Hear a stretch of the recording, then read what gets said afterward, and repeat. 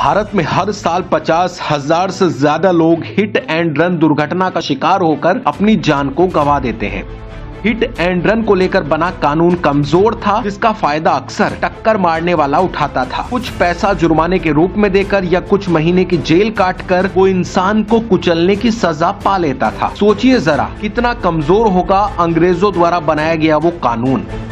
लेकिन मोदी सरकार ने हिट एंड रन के बढ़ते मामलों को देखकर इसमें संशोधन किया। भारतीय न्याय संहिता 2023 में हुए संशोधन के बाद अब हिट एंड रन के मामलों में नियम सख्त हो गए हैं। नए नियम के तहत हिट एंड रन के केस में वाहन चालक पर 7 लाख रुपए तक का जुर्माना और 10 साल तक कैद का प्रावधान किया गया है। इसका उद्देश्य जनता की जान को बचाना है। नए कानून में ये भी प्रावधान किया गया है कि जो लोग अपने वाहन से दुर्घटना होने के बाद भागते नहीं हैं और खुद से ही पुलिस को सूचित करते हैं, घायलों को अस्पताल पहुंचाते हैं, तो उनकी सजा भी कम हो जाएगी। अब मुद्दों की तलाश में बेरोजगार बैठी विपक्षी ड्राइवरों में अफवाह फैला रहे हैं कि ये कानून उनके खिलाफ है, जिसके चलते ड्राइवर भी परेशान हैं। असल में ये कानून किसी भी एंगल से ड्राइवरों के खिलाफ नहीं है। ये कानून खिलाफ है उन लोगों के जो हिट एंड रन को लेकर बने पुराने कानून का फायदा उठाकर वाहन दौड़ाते हैं और पब्लिक को रौंदकर फरार हो जाते हैं।